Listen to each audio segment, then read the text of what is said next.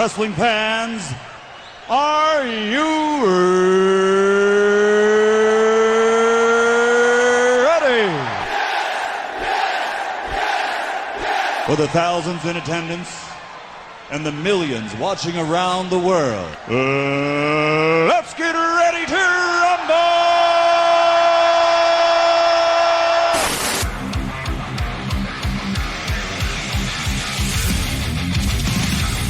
And now, please welcome at this time your hosts, Graham GSM Matthews and RJ Marceau.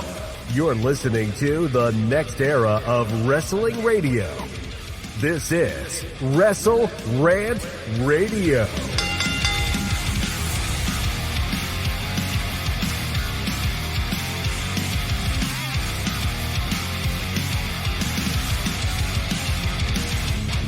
What's going on, guys? Welcome back to WrestleRant Radio for Thursday, December 14th, 2023. I am Graham GSM Matthews. Hope you guys are doing well and having a great week so far. Let's get right into it. We got an interview here today with WWE NXT star Trick Williams. This was recorded 2 weeks ago, went up last week on the YouTube channel and in article form over at dailyddt.com right before Deadline last Saturday. The Iron Survivor Challenge winner himself for the men, Trick Williams. He's got a lot to say about Deadline and the opportunity that lied ahead of him at that point going into the matchup this past weekend. His time so far in NXT, learning from Ilja Dragunov in the matches there, his career-altering conversation with NXT head Shawn Michaels, and so much more. After that, bringing on in Mr. Marceau to discuss Raw and Dynamite from this past week, as well as our on-site report from SmackDown last Friday. Before then, though, new episodes of WrestleRant Radio every single week, every single Thursday on WrestleRant.com, WrestleRantRadio.com, iTunes, Spotify, TuneIn Radio, iHeartRadio, Google Podcasts, Podbean, Pandora, and Amazon Music. Rate the show, review the show, subscribe to the show. Never miss a new episode every single Thursday. And now, without further ado, my exclusive interview with WWE NXT superstar Trick Williams. Graham GSM Matthews here with BleachReport.com and FanSided ahead of WWE NXT Deadline coming up next Saturday, December 9th in Bridgeport, Connecticut. We're talking to one of the members in the Iron Survivor Challenge men's matchup, Trick Williams. Trick, what's going on, man? Thanks for taking the time. That's right. Straight out of South Cac. I don't know how to act. Trick Willie is back, and I'm here with Graham. I'm happy to be here, man. Trick, thanks for taking the time, man. I'm looking forward to this matchup. I'm looking forward to your involvement in the matchup, especially coming off of the last couple months that you've been riding this wave of momentum, NXT North American Champion, going into this matchup where the winner earns an NXT Championship opportunity. But not obviously not just you. As of right now, we got Braun Breaker in there. We got Dijak. We got Josh Briggs. Talk to me about your expectations for this matchup, being in it and just matching up against these other guys that you've had experience with and some other guys that you haven't had experience with. Man, there's a lot of muscle in this match, man. Usually I'm the bigger guy, but in this match, man, I might be the lightest so far, but man, I'm in there with some studs, man. Some great athletes, some guys with great experience. So man, I'm excited. You know, we all get in there, compete. I'm looking forward to it. And you just look at the matches you've had in the last couple months alone with Ilja Dragunov, Dominic Mysterio, the back-to-back matches you've had with him, Braun Breaker many months ago as well, obviously going to be in this matchup as well. Do you feel like with every outing that you have in NXT the last couple of months, and even obviously just even before that, debuting back 2 years ago, which is crazy to think it's been that long, but like continuing to learn, pick something up, and just learning more and more as you go? Oh, definitely, man. Man, the whoop that Trick rise has been meteoric, man. Like, I would honestly say since I, went to Shawn Michaels' office and told him I want to be a guy, I want to show what I can do on my own. Man, it's really taken off from there, So, yeah, every single win, every single loss is all built me to be where I am now. So, yeah. I mean, he said just that on the most recent conference call going into No Mercy, I think a couple months ago. He specifically praised you, obviously has praise for the entire roster, but specifically for you, Trick, in saying that you really went to him and said, I want to be a guy that you build the brand around that can succeed, that sort of stuff. What was his response to you that kind of gave you confidence that this is something that you can kind of rise up to as far as being the top of NXT? Oh, man, like it was an experience, to be honest with you, I walked in his office, had my mind made up, and he looked at me and said, a lot of guys say this, but not many guys can or have delivered. So don't ask for something that you're not ready for. Mm-hmm. And I remember that he said it with a straight face, and, he said, we'll see. and then he gave me opportunities, and so far I feel like things are going pretty well. But oh man, he's a straight shooter, and he tells you if you're performing and if you're not. So yeah, it's one of those moments that I took a chance on myself, and he gave me a chance. So I'm forever grateful for that. Yeah, like what was that first opportunity that he threw your way that you really, I mean, obviously you've been making the most of every opportunity you've had so far, but was it the Dragunov match or was it even before that? I believe it was the Dragunov match. I do believe it was the Dragunov match, and something happened where I feel like Dragunov was going to work someone else. That's just how the chips fell. I was the guy up and ready. Yeah. And I would say that match right there with Dragunov, man, he's a special guy because he brings out the best out of everybody he's working with. So, I mean, just a multitude of things coming together at the right place, right time. And yeah, that match right there, I would definitely say was my breakout performances. Trick Williams is for real. He's the real deal. No, definitely. Yeah. Yeah, no, just an excellent match, and the performance you had in that match, even defeat, really showcased he was a future star. And not soon after, obviously not coincidentally, going on to win the NXT North American Championship in a match we didn't even know was happening until days before the show. And then you go on to win the championship, lose it days later. Talk about the kind of roller coaster of emotions and finding out you're in that match and then losing the title a couple days later. I'm sure that was just a roller coaster. Man, I ain't gonna lie to you, Graham. That's the best 3 days of my life. Right, like the resurrection, man. I went to Raw, and I cut a promo on Raw that Monday, and that Tuesday, Dom got his rematch, and it took the whole Judgment Day to take me out. So I never got to my rematch on that because I set my eyes on the NXT title. But man, that first time tasting gold, holding gold.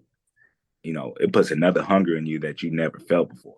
If you thought you was hungry before you ever touched gold, man, once you had it and then you lost it, oh man, that's a whole nother monster right there. So yeah, I'm locked in.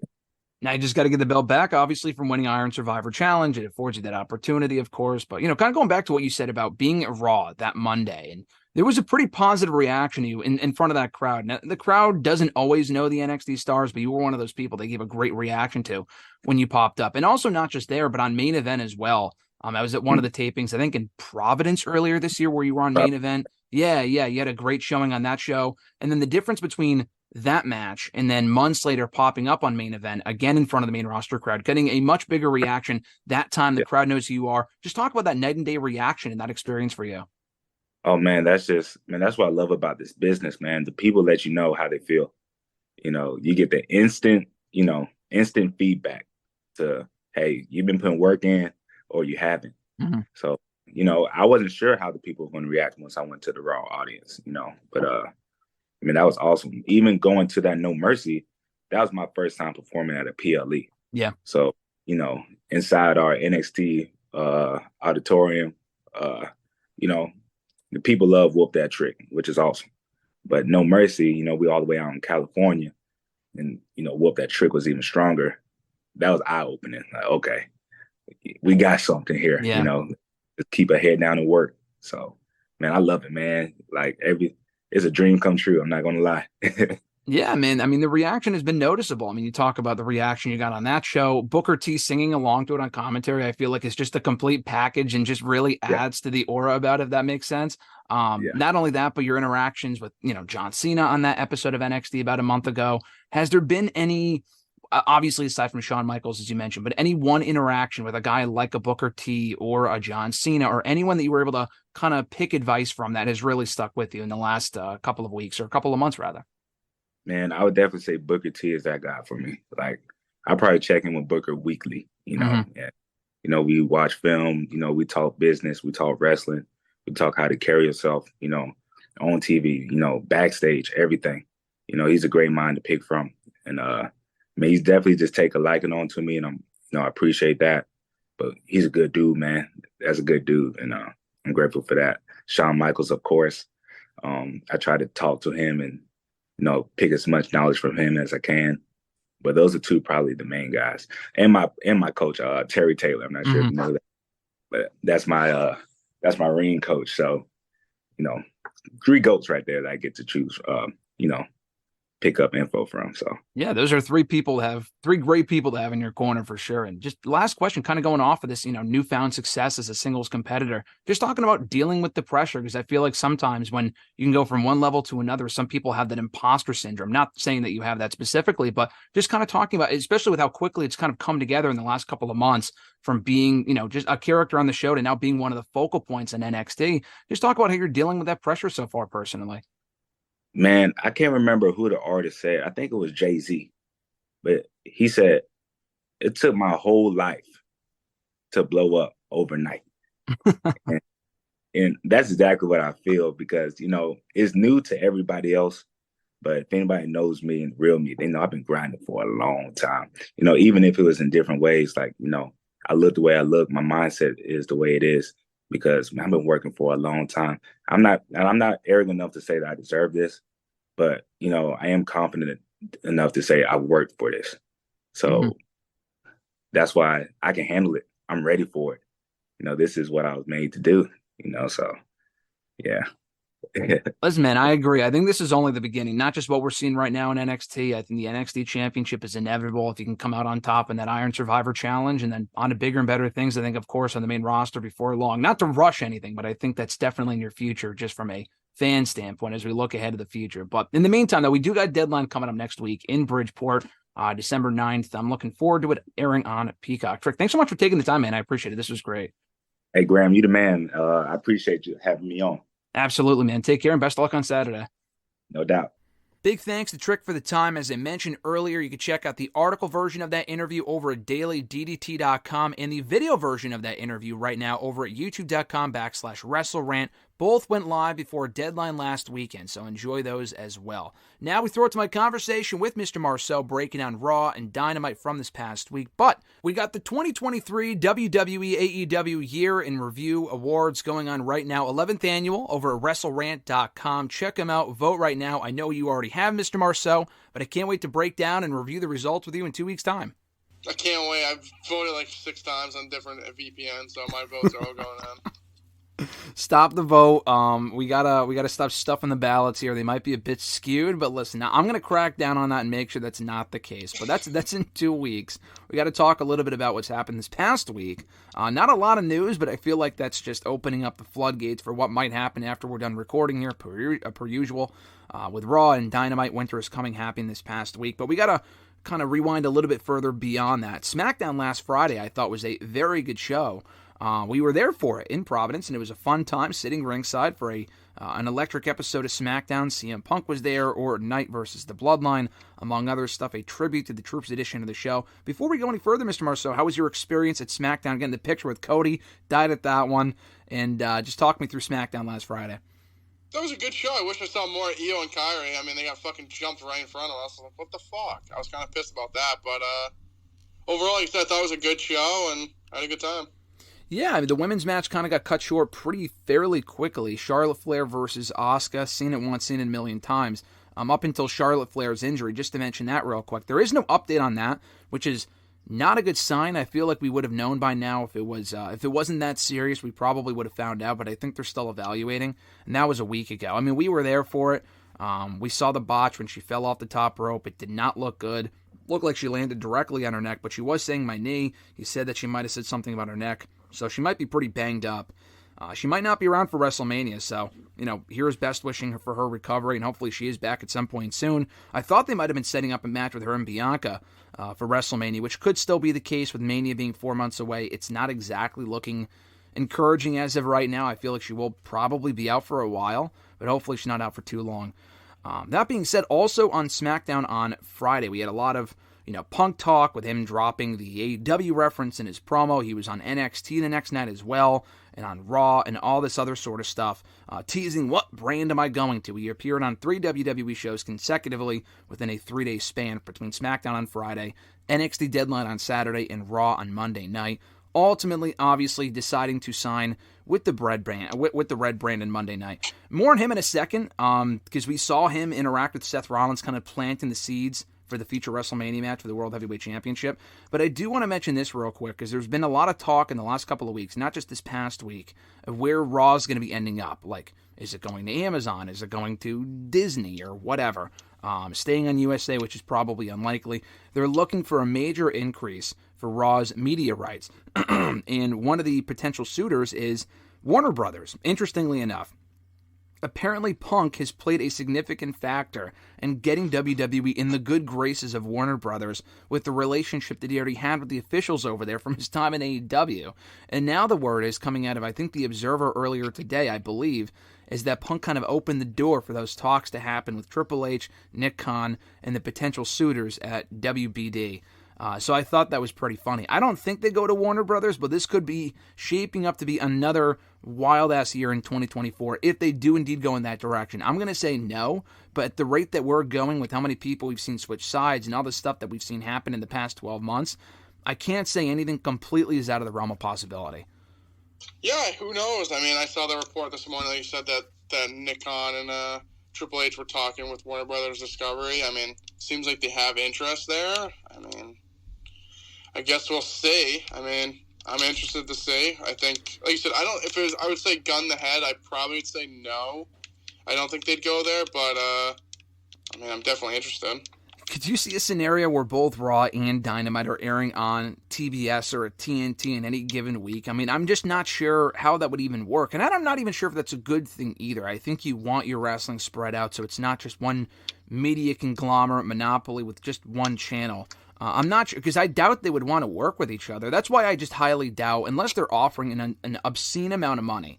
And I'm not sure why Warner would want more wrestling on their network. I mean, maybe they just want to be the wrestling channel, I don't know. But they already have Dynamite, Collision, Rampage on Friday nights. I'm not even really sure. I mean, I guess SmackDown airs on Fridays, or it could move to Tuesdays, but that's not on Warner Brothers. That's going to be on, oh my God, that's moving to USA. I totally blanked for a second, but that's moving to USA next October, and NXT's moving to CW. So the Raw one is the last one to be announced. It's a possibility, but the fact that Punk is already paying dividends for WWE has worked out tremendously for them. Like I said, he was at NXT Deadline on Saturday. He was on Raw on Monday as well. But apparently on his own dime, he flew from Raw to Orlando on Tuesday. He was not scheduled to be on NXT. He was not on NXT on Tuesday. He did not appear on the program. But he was backstage helping out talent and bestowing advice and working with them and stuff like that. We saw the picture of him with Cora Jade and Roxanne Perez yesterday. He's obviously close with them, given the AJ Lee connection and whatnot. But it seems like, and the word is that at some point, not anytime soon, that he might want to succeed Shawn Michaels as the head of NXT, working with the younger talent. Now, this is obviously how it starts. We heard the same reports and stuff when he first went to AEW, when he first came back earlier this year, and then it kind of just went completely out of control. But this is an encouraging sign that he is on his best behavior so far, being back in WWE. No, yeah, I think, like you said, I saw the picture. It seems like he's going down there helping the young talent. I think it's good to see, and hopefully he keeps it up. Yeah, like I said, he appeared at Deadline on Saturday night, just to get that out of the way quickly. What were your thoughts on that show? I personally, even being there live, I did not think it was one of their better live specials they've done in 2023. We were at Battleground, and that was a great time. This wasn't a bad time. It was a fun show, but I thought the other shows were slightly stronger. The men's and women's Iron Survivor challenges, those matches, I thought were very good. Those were the highlights of the night. Some other good action along the way. But what were your 2 cents in the show overall? I thought it was a solid show. Like you said, I don't think it was the greatest they've had all year, but I thought, like, overall it was a good show. Main event, Ilja Dragunov retaining the NXT Championship against Baron Corbin. Cora Jade returning earlier in the night. CM Punk making an appearance, as I mentioned. What were your thoughts on the Iron Survivor challenges in particular? Like I said, I thought those were the best parts of the show. And that Trick Williams moment, as ridiculous as it was, that he got 4 pinfalls in the span of 90 seconds, was like peak pro wrestling right there, because people went nuts for the guy. And honestly, it's shaping up looking like he might be one of the biggest breakout stars to ever come out of NXT, at least in recent years, with the way that he's kind of progressing right now. So for me, like, I literally thought that was like the stupidest shit ever. Okay. Like, I just feel like you said, like, it just literally came out of nowhere. It's like he had no chance to win, and like I listed them all. I said, guarantee still wins. It's like there's no chance, and literally he just got, like you said, as many pinfalls as he did in that amount of time, and then he won. I'm like, I don't know. I feel like there's a point to, like, I'm trying to think the words. Like, there's a point that you can, like, get lost in it and, like, lose disbelief. But, like, that was so in your face, like, this is going to happen, and it did. I'm just like, who gives a shit? Yeah. I just feel like it was too dramatic. Like, it was so over the top that it was just like, to me, I'm like, why? Yeah, I mean, for this one instance, I would excuse it for the sole fact that we have never seen anything like this before. It was completely ridiculous, and it was so illogical that that would even happen. I mean, I would agree with that, but it is also smart in the sense that when you pin someone, they're eliminated. So it's not like after he pinned Tyler Bate, that Bate could get back up and then break up this other pinfall that he's making against this other person, because he was eliminated at that point. So it was kind of like eliminating each of these people so they couldn't come back in and, you know, stop Trick Williams or whatever. It was totally over the top, but the only reason I defend it is because it worked, and it was easily the most over thing on the entire show. And it got, I mean, he was already over when he first walked out, but he was that much more over. When that match was over, people were chanting, "Whoop that trick," and I just feel weird saying that as a white guy. Just randomly, there were people that were starting that chant, leaving the arena, like these random white guys. I'm like, that's a little cringy, but, you know, it was cool to hear people chanting as we left the arena on Saturday. He's very over. And he does feel like the next breakout star coming out of this brand. I think all signs are still pointing towards him being the guy to kind of break out and be their next star, the next star they build a brand around. And Carmelo Hayes being the one who attacked him a couple of months ago. That reveal is definitely coming in the next couple of weeks. Probably him being the one to cost Trick the NXT Championship when he faces Dragunov in a couple of weeks of New Year's Evil. No, I definitely believe that. Like I said, he's definitely over. So like I said, it was definitely the most over thing on the show. I just felt like it was pretty illogical. But like I said, I also figured he was going to win. So even though when he was down 4-0, I'm like, he's still coming back to win. Like, I don't know. I just feel like he was such the favorite, too. It just wasn't as, like, I don't know. I felt like he was winning the entire time. So even though he was down, like, there's somehow he's going to win this. It's funny you say It's funny you say that because I'm an absolute idiot and I did not think that. I mean, I thought he was winning. Did I pick him to win last week? Yeah, we both said he was going to win. Okay, so I think we picked him to win, but at that point, he was down so many points, I thought there was no chance. I'm an idiot, and I'm a mark. I'm like, there's no way he's going to win. Oh, he picked up 1. Oh, he picked up 2. Oh, he picked up 3. Because I didn't think they would actually do that. I didn't think he would actually battle back, and then I was excited. I was excited when he did. But yeah, no, I can understand the predictability of it kind of hurting the outcome. It was funny, too, because another part of what hurt the show in that match and in the women's cage match as well is when people show up. I mean, a lot of these people on the show, the people in attendance, I'm sure they follow NXT to a certain degree, but I'm sure they're not familiar with a lot of these people. A lot of these people did not get great reactions, like the Women's Iron Survivor Challenge match. A lot of those women were not over to start, but they ended up getting good reactions as the match went on, and people just see WWE's in town and they'll go, so I get it. And they also blocked off a couple of sections behind the hard camera, too. It was not a total sellout. But for an NXT show at this stage, and NXT's being it's a better brand, but even at this stage, it's still not surprising to see that being the case. It was certainly not the same crowd that was in attendance for the TakeOver 25 show 4 years ago when we were there. But what was they saying? Oh, so like when Eddie Thorpe showed up and Izzy Dame, like complete silence. No one knew, especially Izzy Dame. Eddie Thorpe, I knew it was him because I watched the show and I knew he and Dijak were feuding. Most people had no idea. They actually booed the guy because they were hoping Dijak would win. Dijak was kind of over with this audience. I watched Level Up. She's on that show. I did not know that was Izzy Dame. I mean, she's never on NXT TV. I just saw her from the back and I just saw the blonde hair. Some people thought it was Tiffany Stratton. I thought it was Tiffany Stratton, not gonna lie. Yeah, I mean, they had that other woman, Carmen Petrovic, I believe her name is. She's also on Level Up, but she's appeared on NXT TV in recent weeks. The Russian, like, MMA fighter, yep. Blah, blah, blah. What'd you say? You said the Russian fighter. I was like, yep. yeah, exactly. Her. I thought it was her, and it wasn't. I did not find out until people told me on Twitter that it was the Izzy Dame individual, who I am familiar with from the other show, but she's never on NXT TV, and it just fell on deaf ears, and that was not the best cage match anyway. Kiana James is all right. She's just, I don't know, I just don't really see it with her. Roxanne Perez is obviously established. She's fine. She'll be okay, win, lose, or draw. They wanted to get over Kiana James. I don't really see it. I think she's okay at best, and the character sucks, so that's just me. But I enjoyed the show overall, and we'll see how they kind of shape up New Year's Evil in a couple of weeks at the beginning of January. You're doing Trick Williams versus Ilja on that show for the NXT Championship, and Blair Davenport challenging for the NXT Women's Championship against Lyra Valkyria. Now, I like the fact that Davenport won. They immediately overshadowed Davenport's victory by having Cora Jade come out and immediately just lay out Lyra, making it pretty clear that she is also owed. I mean, she was the one who pinned Lyra in tag team action on Tuesday night, sending the message that Blair's kind of an afterthought and that the championship is probably coming to Cora Jade at some point in the not-too-distant future. No, yeah, I mean, like I said, she laid out Lyra and she pinned her on NXT. It's like, I mean, I guess Davenport might be maybe it's like maybe a red herring. We're thinking it's going that way, and Davenport wins. I don't think so. But I mean, I think Lyra will hold the belt until she loses the core at this point.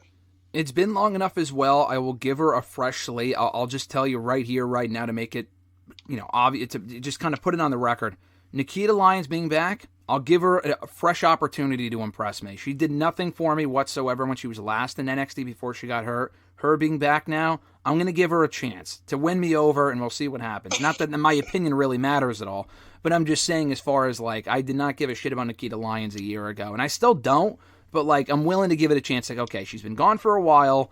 This crowd obviously likes her for reasons. We'll see how this goes, because so far, I mean, what we've seen from her in NXT last year, she didn't really do anything to make me think, okay, she's the future of this division, because she just wasn't that good, I don't think. But, maybe she'll impress me this time around. Who knows? No, yeah, I mean, I was never a big fan of her. I feel like the crowd, I don't know. Like I said, they have their reasons for liking her, and I just don't think it's a good enough reason. She's not that good in the ring, and the last time she was here, I mean, give her another chance, but I don't really see the future in her. Like I said, I don't, but maybe she'll, maybe she'll improve. And like Lash Legend, for example, I thought she had to give her credit. I've never been the biggest Lash Legend fan. I just don't think she's that good. We said as much here on the show when we were previewing Deadline last week.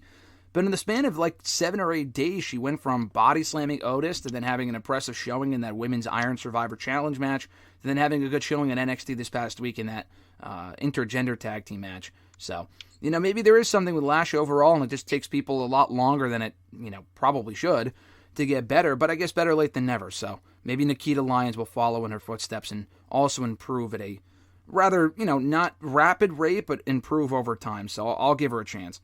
That being said, moving to Raw on Monday night, CM Punk was kind of the focal point of the show, and we have to talk about this first. Him officially putting pen to paper with the Red brand, signing with the Raw roster. But that was not the big talking point of the show. I mean, that was pretty obvious. Seth Rollins coming out to confront Punk, calling him a fraud, saying this is not your home, it's my home. You've talked trash about this place in the 10 years you've been gone. Since you abandoned this place in this building 10 years ago, I've taken over, I'm the man, and I would love nothing more than to be in the ring with you to prove to you why I'm the best in the world with this World Heavyweight Championship on the line. I thought this was great stuff, and as someone who's a big Rollins fan and yourself, I'm curious to hear your thoughts. Especially considering that he was not in the goofy-go-lucky mood with the dumb dancing. I mean, he comes out with the music every week, which is what it is. But you had the dueling singing of the song from the crowd and CM Punk chants, which was cool. But Rollins was in full-on serious mode, and it made for one of the best segments on the show from a pure talking standpoint in quite some time.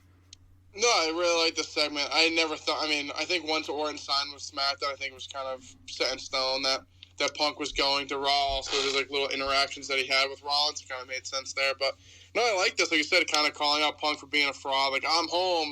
You've been trashing this place since you left. That's like you said. It's telling the truth.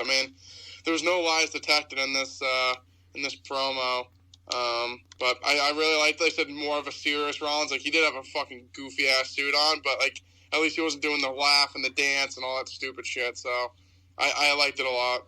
I didn't honestly think we would get this interaction so soon. We're only in December, and WrestleMania is not for another 4 months. I think they just kind of want to whet the appetite of people that want to see this matchup. And they made it clear here as well, which I forgot to mention, Punk announcing at the end of the segment, not only is he on the Raw roster now, but he's also entering the Royal Rumble, joining Cody Rhodes as an entrant in the 2024 Men's Royal Rumble matchup. Does this make it obvious that he's winning, or at this point, after that interaction, they had no interaction prior to that point, although Rollins was planting the seeds for the future feud by making comments about Punk and other promos elsewhere on the show.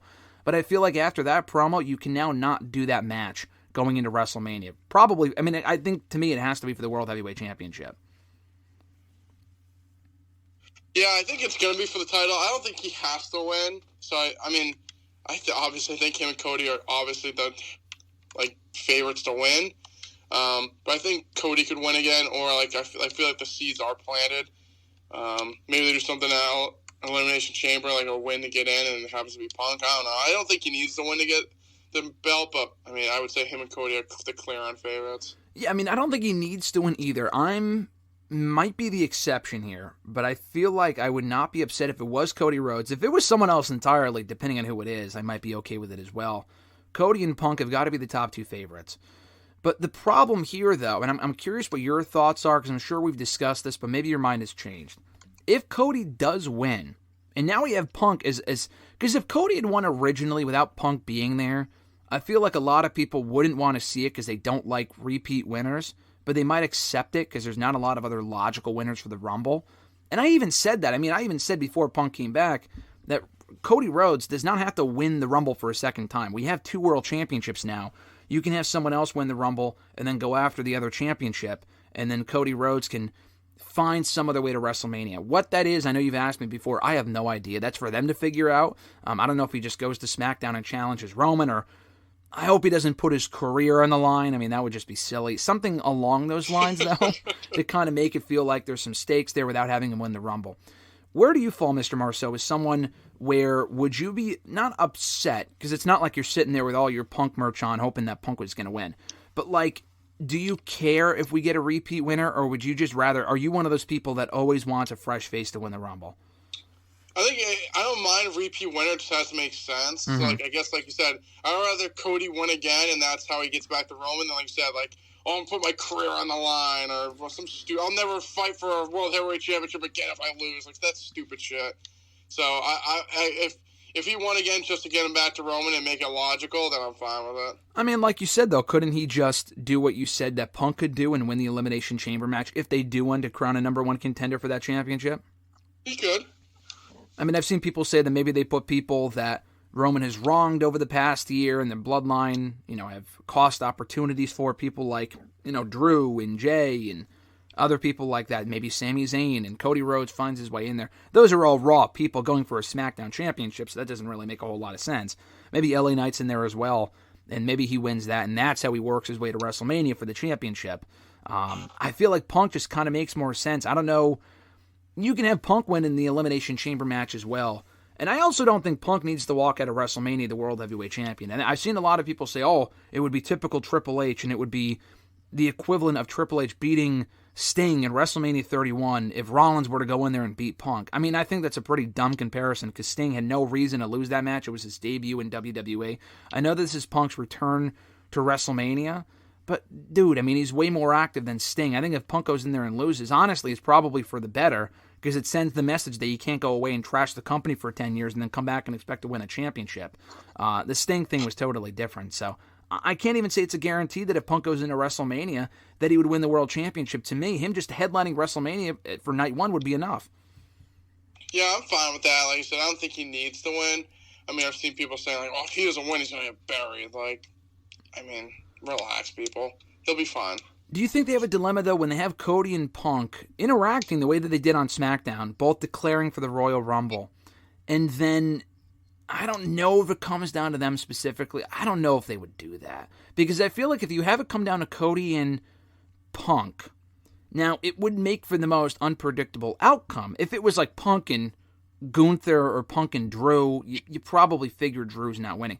But I could see them doing that, though, because they don't want the other person who doesn't win getting booed. Like, I mean, if Drew's a heel, then whatever. But, like, if it's Cody and Punk, if Cody wins and he throws out Punk, he might get booed. Maybe not by the vocal majority of the audience, but he might get some boos, and I don't know if they want to run that risk. Are you worried about that at all, as far as, like, the crowd turning on one guy over the other? But I feel like, for example, I feel like what they did with Sami Zayn earlier this year, like, he wasn't even in the Rumble. I mean, these guys are in the Rumble, but, like, everyone wanted Sami Zayn to win the Rumble and go on to face Roman Reigns at WrestleMania. That was never going to fucking happen. That was never happening. But they did a great job of kind of weaving their way around that and making sure Cody did not get booed because Sami Zayn did not win the Rumble or did not win the championship at Elimination Chamber.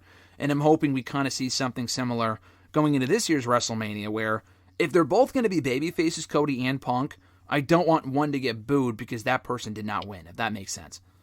Yeah, I don't know. I feel like you do something like what they did with Bryan a couple, like when he didn't win. Like, you have one of them get eliminated early on, so you know that they're out. Well, not too early on. I mean, Danielson getting eliminated like 10 minutes in or whatever in 2015 was just not good at all. It would have to make sense depending on what it is. Yeah, I just don't think, like you said, I wouldn't leave them to the end because, like you said, I feel like it was them in the end. People would boo someone and they would be pissed. Especially if Cody won, I felt like. I feel like if Punk wins and he throws Cody out, if he gets booed, not over, I mean, it wouldn't be Batista level heat from 2014, but if he were to get some boos, I feel like it would make sense, because I'm curious what you think the end game is here for like the whole Rollins and Punk thing as far as where they're going with it. We know the match is what they're building to with Punk and Rollins for the World Heavyweight Championship. To me, though, I mean, I think you could do, not before WrestleMania, but you could do a scenario and book a scenario where Punk turns heel in the match or coming out of the match if they continue the feud. And Rollins, I would assume, would take time off, but maybe not. I don't know. But you could do a situation where Punk goes heel and you prove that everything that Rollins has said about him has been right. Or you can go the opposite direction and turn Rollins heel, kind of like the Jericho Shawn Michaels thing from 2008, where Jericho was right all along about Shawn Michaels, but he turned heel and he was booed because he was right and he didn't. It was the way that he went about things. A lot like Drew. Like Drew is right in everything that he says currently on Raw, but the way that he goes about things is what makes him a heel. Where do you think the storyline is going between those two a couple months out? It's interesting. I feel like there are a lot of scenarios. Like I said, I feel like Rollins could go heel, or I feel like either guy could go heel, so I'm interested to see where they go. I mean, I want Rollins to ditch the whole freaking thing, so I'm kind of hoping he goes heel so we can move away from that. But like I said, I feel like Punk could also go heel as well. Like I said, like Rollins said, everything he said is true, so then it kind of turns him heel. Yeah, I mean, you could do a situation where Rollins is still a babyface, but he ditches the freaking thing. I mean, we thought that months ago with the Balor feud, the Nakamura feud, what he's been doing lately. I mean, I thought there were several opportunities, the Logan Paul feud, where he could ditch the freaking thing and then move forward with his character and be more serious on a consistent basis. But it seems like every time he gets serious, he goes right back to doing the goofy thing the very next week, right after he wins, which I fucking hate because it's just annoying. I mean, I think the mic work is great. When Rollins is motivated and he can go in there and just have a great segment like this and really, I'm not saying he's going to have unscripted promos all the time, but like he had the goofy jacket on Monday, but it wasn't that egregious compared to some of the stuff he's worn, like the lingerie in recent months in the past year. He can go in there and cut a killer promo, excuse me. So I feel like we could see more of that on the road to WrestleMania if they really play their cards right. But let me throw this at you. We talked about it last week. We still have no update on this. There was only preliminary talks of this happening. But between now and January, February, who knows? What if something changes? Because we didn't find out about this person wrestling at WrestleMania the last time until like February. If Steve Austin says, I want to work WrestleMania 40, we might not know now. We might not know next month. We might not know until February. Do you think that is worth throwing away Punk and Rollins to do Punk and Austin, which is a bigger attraction? It is. And I mean, whatever Punk is doing will be the main event of WrestleMania. I don't really think there's much debate about that. Night 1 anyway, obviously not night 2. If they're doing Cody and Roman. Whatever Roman is doing is the main event of night 2. Would you just throw Punk and Rollins away and save that for another time and do Rollins versus someone else instead? Or do you stay the course even if Austin says he does want to come back and work with CM Punk? Or do you just say, listen, buddy, it's not going to be at Mania and it's going to be, maybe it's SummerSlam, or you're going to have to wait until next year because we're not doing it this year? I just feel like they're already setting the stakes for this year, so I feel like it would be weird if they veer it off. Like, I feel like they're already planting the seats, so if they just veer it off at the face Austin, like, I don't know. I feel like it's at this point, it's like that's their plan. I mean, it could change. Yeah, but I feel like, though, how are you going to veer off? And, oh, no, Steve Austin's back. He's going to face Punk. Like, I don't know. I feel like what they did on Raw, like, that's pretty much like, that's what we're getting. I wouldn't veer off of it. I think it's what we're getting until it's not what we're getting when Steve Austin... I'm not saying this is happening, but I'm just saying if Steve Austin woke up tomorrow and said, hey, Triple H, I would like to come back and work with... I'm looking at a picture of Cody right now, that's why. I want to come back and work with CM Punk. Triple H says, oh, yeah, sure, pal. I mean, what am I, Vince now? He says, oh, yeah, no, come on back, and that sounds good. We'll just hold off on Rollins for another time. I don't know. I know that would be the bigger match, but I'm not... Not that you can't... I mean, they could do whatever they want. But I just feel like... I feel like they did that segment on Monday to make it clear that we're not going to deviate from this direction regardless of what happens. I feel like if Steve Austin does come back, I don't know what else he does if he's not facing Punk, to be honest. I mean, I've said stuff like with him and LA Knight before, but Knight's a babyface now, so probably not. I mean, whatever Steve Austin does, it would have to be like an advertised match, unlike last time where it was like not even known until the bell rang that night. But it probably won't be with Punk, because Punk has other plans, and I think Punk should be in the main event of night one with Rollins. And honestly, it's also fair to Rollins, too, for the great year that he's had. Say what you will about the character, but he's had a great past year as the World Heavyweight Champion.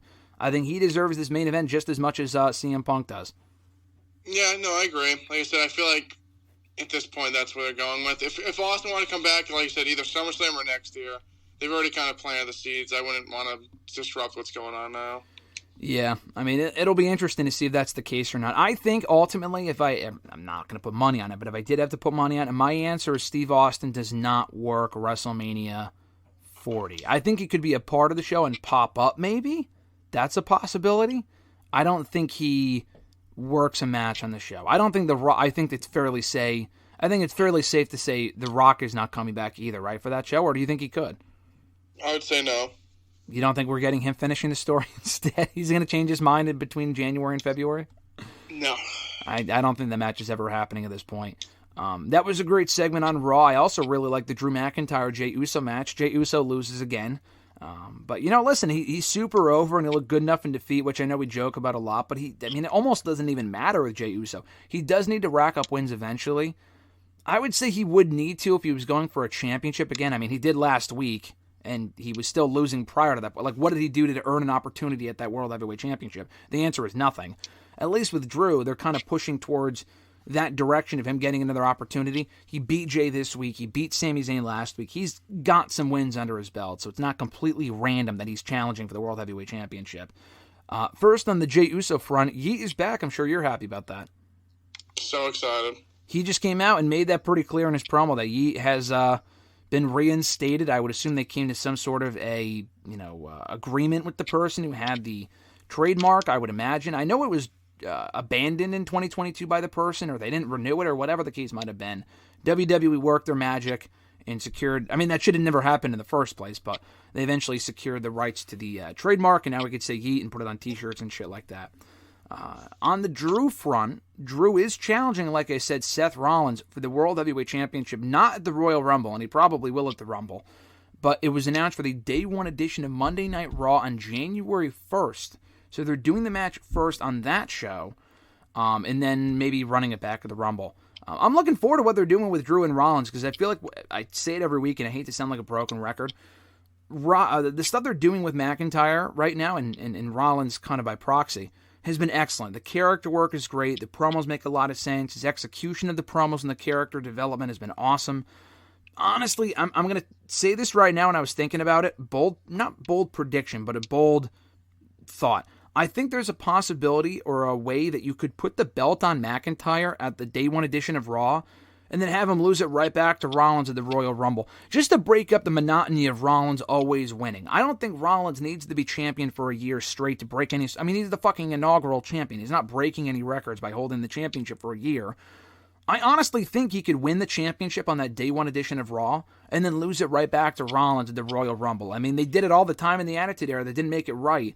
But I think if you do a hot potato title change once in a while, it could work. It would reward McIntyre for all the stuff that he's done in the past 3 years. He can win a world championship in front of fans, albeit as a heel, and then lose it right back to Rollins to set up Punk and Rollins for WrestleMania, because I feel like it's so obvious right now that we're getting Punk and Rollins that people know that he's going to beat Drew on the Day 1 edition of Raw. What I'm expecting is a DQ finish or a countout or whatever to set up a rematch at the Rumble. But what I would like to see is Drew actually beating Seth to set up another match at the Rumble, and he gets like a 3-week reign as World Heavyweight Championship, as World Heavyweight Champion. Yay or nay? Are you a fan of that, or do you think it's completely dumb?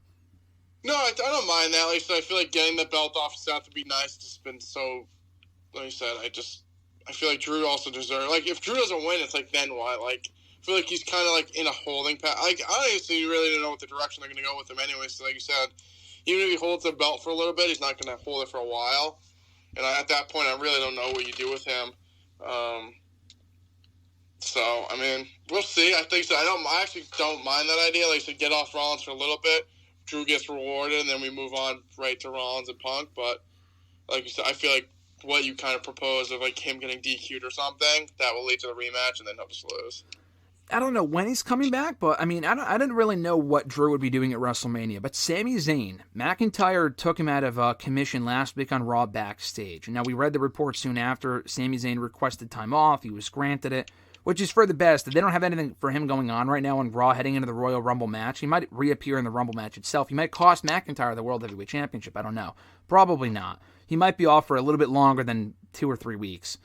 I think that's the Mania match there. I think you can do McIntyre and Sami Zayn at WrestleMania, and that's where Sami Zayn finally gets a win over Drew.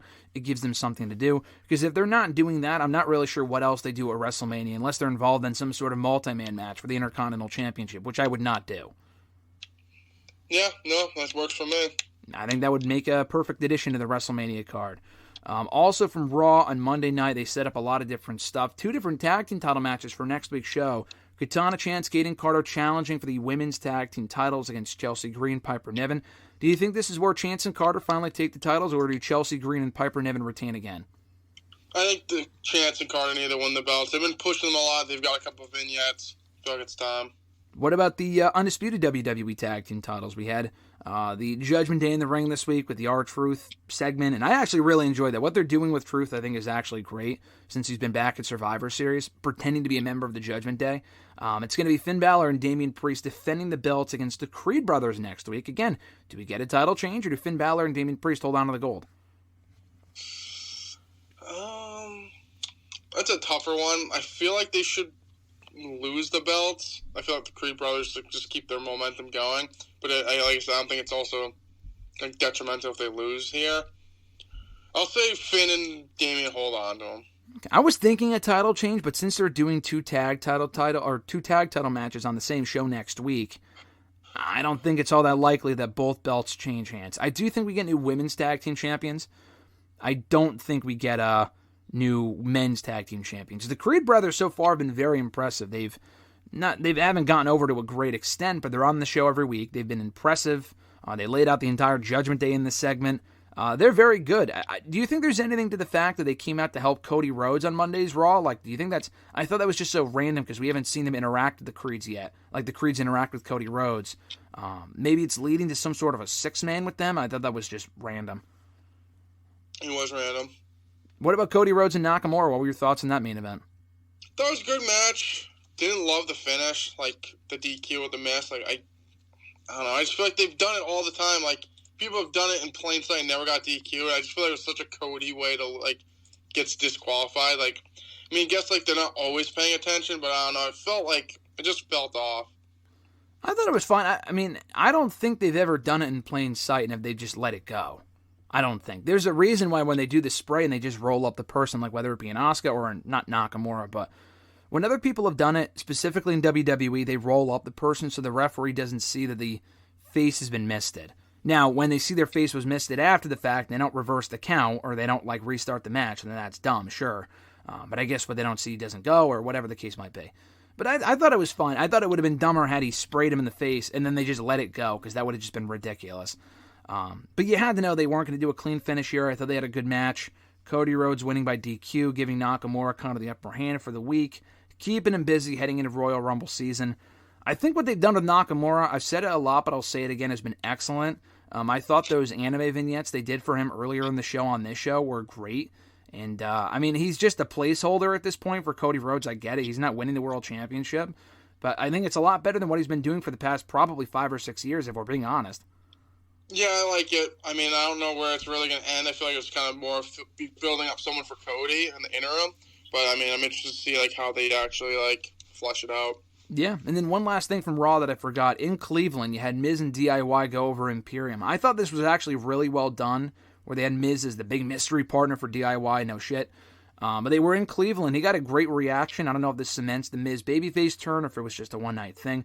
They have set up Miz and Gunther one more time for the Intercontinental Championship, and if Gunther wins, Miz can no longer challenge for the championship as long as Gunther is champion. I think Gunther retains, but they're raising the stakes, and I like that, because I like the match at Survivor Series. I feel like a rematch could be even better. And the way that they set it up with the Cleveland stuff, like I said on Monday, with the crowd behind not only Miz, but DIY as well, I thought was very smart. No, I thought it was good. Like I said, I thought this was a really good match. I like pretty much all 6 guys in it, so I thought it was good. Good match.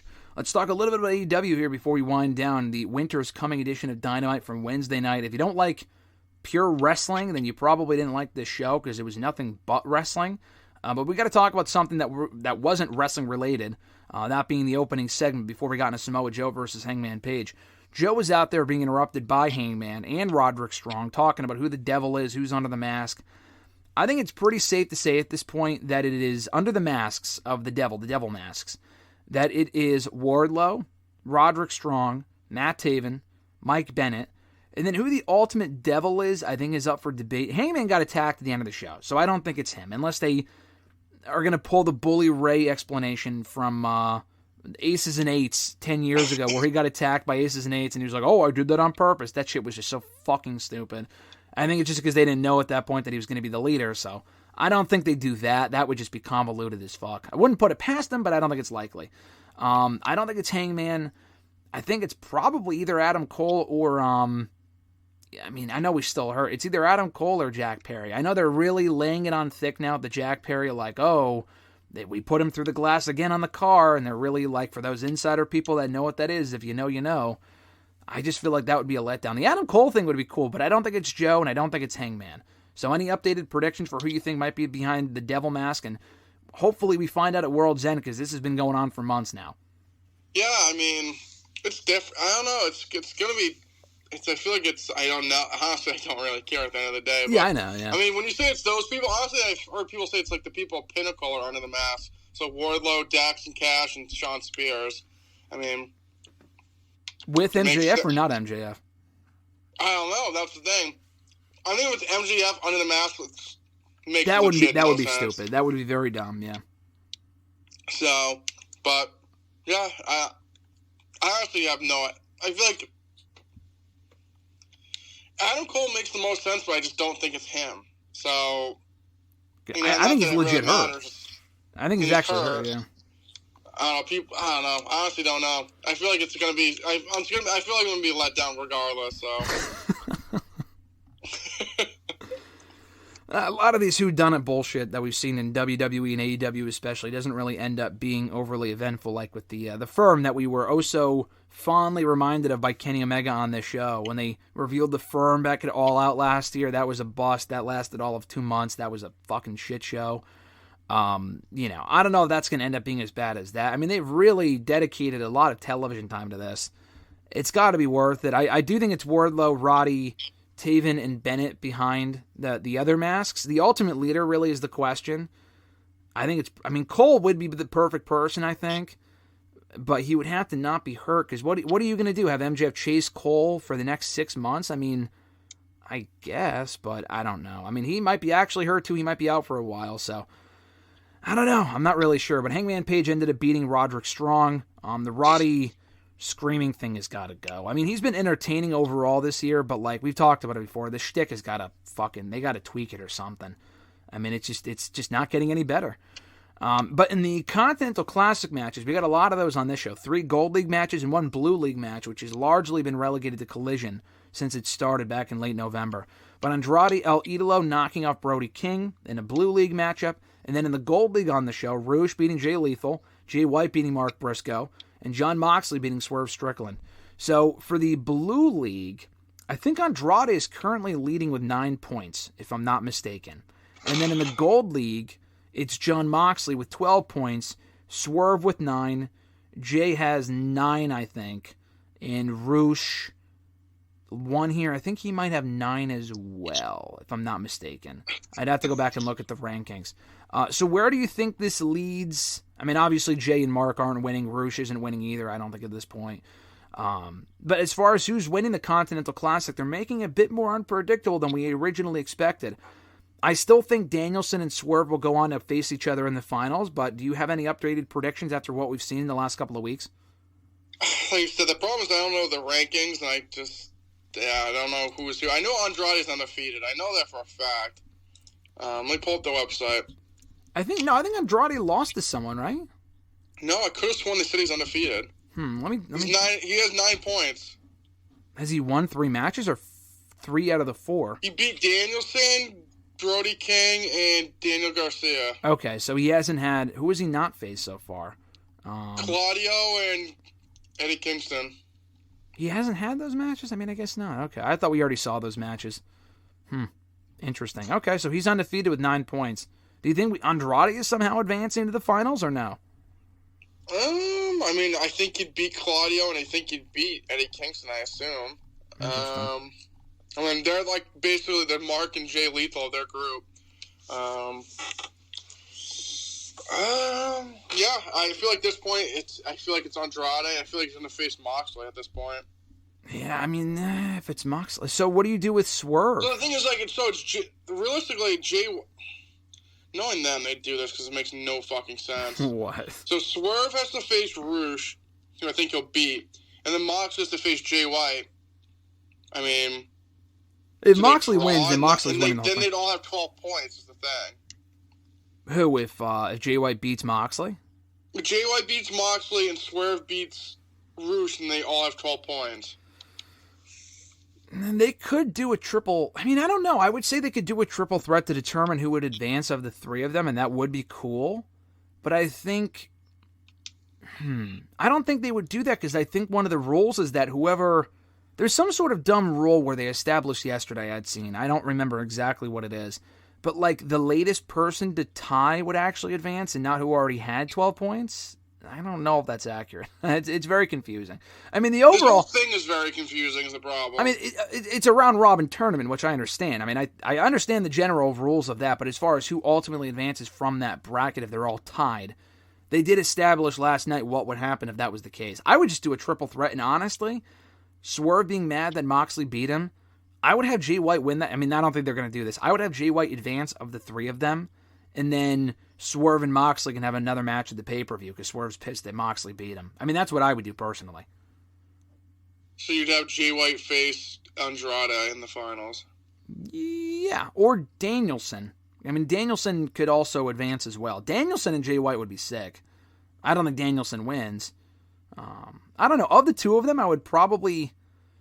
Jay White already lost the AEW World Championship match, so it's not like he's winning that world title anytime soon. If you give him the Ring of Honor title and the New Japan thing and the Triple Crown bullshit, whatever it is, honestly, whatever. It gives him something to do. He's obviously better than that, but he ain't going for the world title again anytime soon, I don't think, so why not? It's better than Swerve holding it. I love Swerve, but Swerve should be in the main event picture at this point. I think that's pretty academic. No, yeah, I feel like at this point, looking at the brackets, I feel like either him and Moxley make the most sense to win it. Jay White, that is. They're keeping us on our toes. I will give them credit for that. The wrestling's been great, too. So they don't have a lot of other storylines going on right now. I think they only have all of 3 matches advertised for World's End in 2 weeks, so they got to kind of have to hurry up the process on that. I know we're probably getting Toni Storm and Riho for the Women's World Championship. Riho beat Ruby Soho last night. Riho, they dust off every 6 months. They bring her back. She gets a title shot. She loses, and it's back on the shelf with her. I mean, I'm sure the match will be good, so... You know, there's that. I think Riho beat Toni Storm on Dynamite many, many months ago because I remember thinking, what was the point of that? So maybe that's her way of avenging the loss. I don't know. So that'll probably be a good match. We do got to talk about this real quick before I let you go from Dynamite last night. This was just... So I watched the show and I liked the show overall because there was a lot of good wrestling. But that fucking segment, dude, with Jericho, Omega, Starks, and Big Bill was just terrible. I mean, that was one of the worst things I've seen on this show in quite some time. If their job was to leave you looking forward to that tag team title match at World's End, they failed miserably. I mean, I think the match itself on paper sells itself. Jericho and Omega versus Starks again, cool. Like, that sounds like a good match. Big Bill's also very good. This talking segment sucked. I mean, I don't know what's going on, man. I know AEW's big, one of their biggest pros early on was the fact that they don't have scripted promos.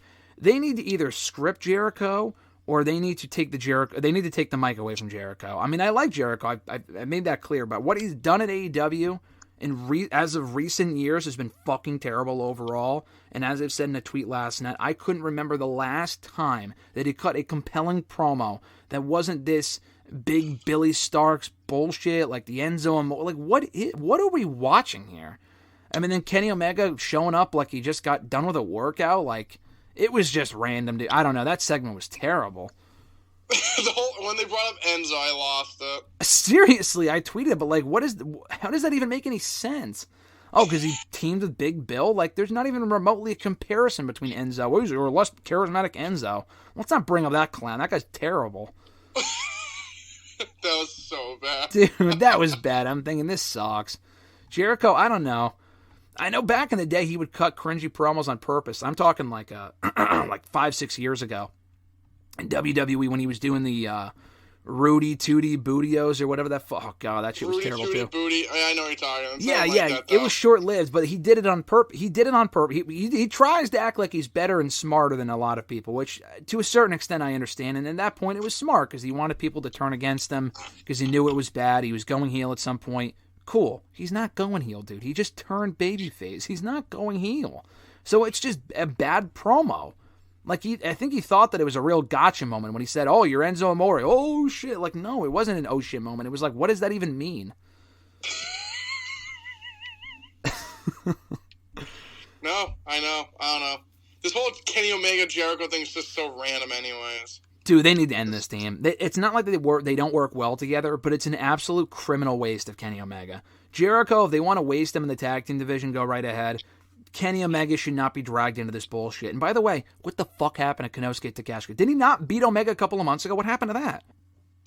What happened to fucking Doll Boy, fucking Kota? He got signed.